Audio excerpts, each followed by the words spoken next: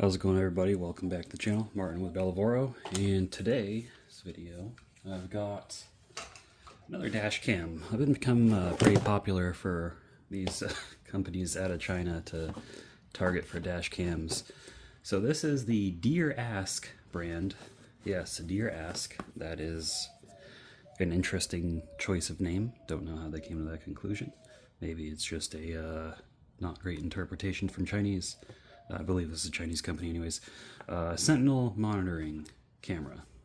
Now, if you follow my channel, this may seem familiar, and that's because the last dash cam I did a video on was this Lamto. Lamto is a company I've worked with a few times. Sentinel monitoring camera. And look at the boxes are very similar. I just want to show you guys this. The cameras look different, but the boxes are very similar. Okay. Like, straight up, the same box work, the same, the same wording. Just a different styled camera. So, I wouldn't even be surprised if they function the same. They got the same buttons here. This one's got a privacy shutter, which is cool. It's got this here, and this is, yeah. Anyways, let's get it open, and I'm gonna see, because right now I've got that Lamto in my car, and I'm gonna see if we can grab a knife. See if we can use the same hardware to mount it, because that would be awesome. I mean, I guess it wouldn't be the best DIY video, but these things really are pretty difficult to install yourself. You don't. Lamto sent me a, DeerAsk didn't, but Lamto, or I'll see if it's in the package, but Lamto did send me a, what do you call it? OBD2 power, to power this thing on. Where did I even just cut it at? There we go. So I'll see if that comes in here. If not, I'll see if the Lamto one works. If that doesn't work, I will be asking them for one, because I absolutely refuse to hardwire these things into my car for two reasons. Reason number one, I review a lot of different dash cams, so I don't want to have to be hardwiring and undoing that constantly. Reason number two, I've got a newer vehicle. It's got all those fancy features in it, electronics, and I just don't want to mess with them.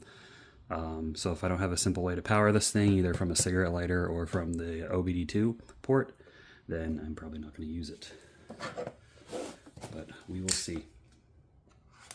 Now, they did send this to me for free. I don't know how much it costs off the top of my head. I'll put a link to it in the description below so you can check it out. But I just unbox and review products, guys. So Sentinel monitoring. Now, what I don't know is the Lamto required a subscription to a couple things for LTE data and this and that. I imagine this probably does too. Uses the same app. I know that logo. It's the same app. I already have that app installed.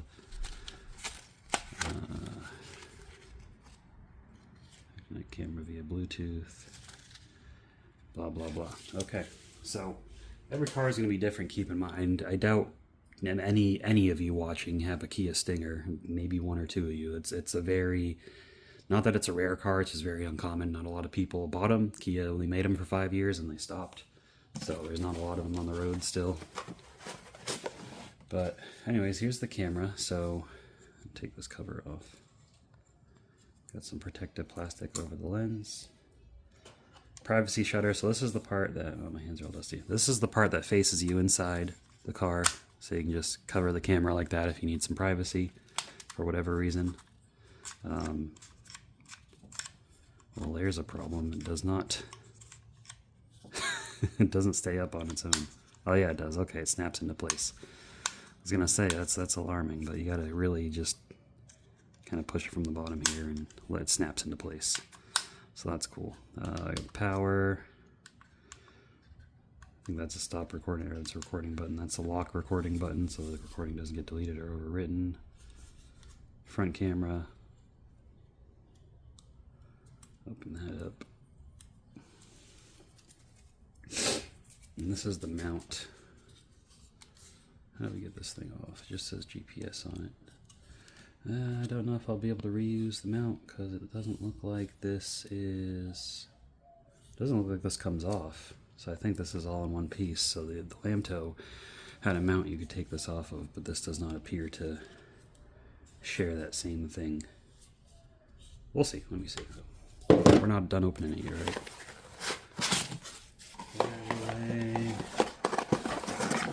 Out of the way. And aha! That does come with an OBD2 power cable. Amazing. Alright, this is what I like to see. I'm pretty sure most people prefer this method of powering versus hardwiring, because it's just really easy to do. And it doesn't take up your 12-volt outlet inside your car for your car charger or whatever you use it for. And it looks like it just plugs in with USB-C, which will just go in like so.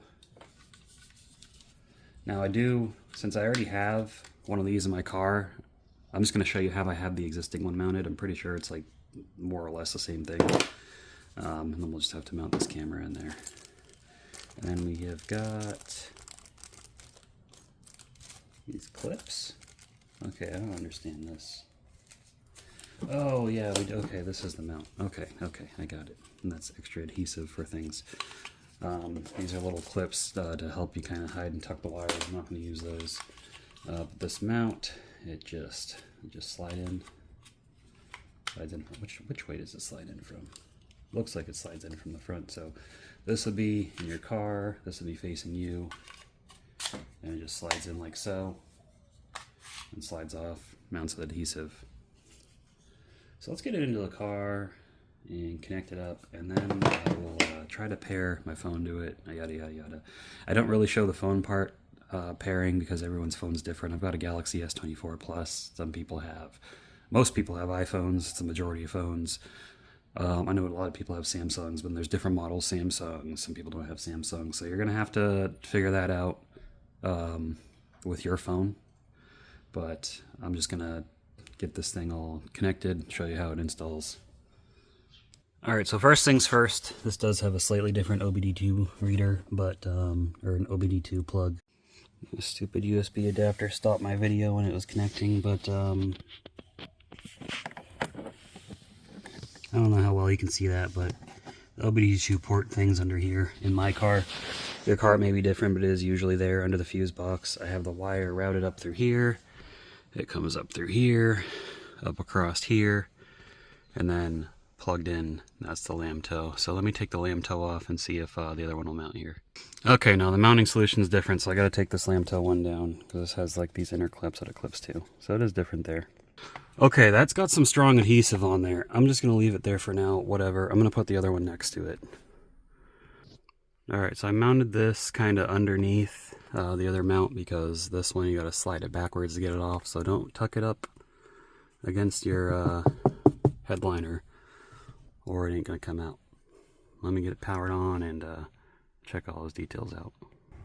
Alright, so it's mounted. I got the power in there. Now I got to get it connected up on my phone and tell you guys how it is. So I'm going to do that off camera, and the next part I will just be going over some more details with you. Okay, so I got it connected. It is paired to the app. I don't know, on my phone, the U-Box Pro app they call it, but I ended up using the OBD2 reader that this came with because the other one seemed to have some power issues, so that's something to note. But I cannot get the video feed to come up on the app. It does say that the data, so the app there's two things, right? You got to get a data plan for your camera, and then you got to have a storage plan from the app. It says it's about to expire, but it's not expired, but it just won't connect to the camera, so I don't know what's going on. I'm going to reach out to the company and see what they say. And if they get back to me and I can get it to work, well, then, I mean, if you're seeing this video, that means that I did get it to work, because I'm not going to post a video of a product that doesn't work. But yeah, I got to see, so maybe a little bit before I am able to finish recording this video out. Because I mean, otherwise, if it's the same as the other camera, the features of the Sentinel monitoring. I don't know how many of you are familiar with Teslas. That stuff's like built into Teslas, but the Sentinel monitoring and all the basic dash cam features, pretty nice. But I just gotta get it to connect, so that's the problem, right? Anyways, I gotta reach out to them and see what they say. I finally got it to connect. I think part of the issue is because I'm in my garage and there is poor reception in here. But it did connect, so I did contact their support as well. They were super helpful trying to help me through it. Wasn't necessarily anything wrong. I'm assuming it's just a bad reception. That's why right now the image is kind of frozen with my hand on my head. I'm not doing that right now, but that's how I was sitting. And but I can say that the picture quality is really good. So, you know, take that as you will. I'm going to try to do this again in the next part, showing an actual camera feed if I can. Alright, there we go. So I opened my garage door, and as you can see, we've got camera. So it does switch to infrared when it's too dark, but I guess I can look at this since that's the camera. It does switch to infrared when it's too dark, as you saw in the last scene, but when you have enough light, you get full color. The audio quality, this is coming from my phone's microphone. It's not coming from the camera itself, but I mean, then if you flip this privacy cover down, see how that works. Look at that, nothing. You can't see nothing. So that's pretty cool.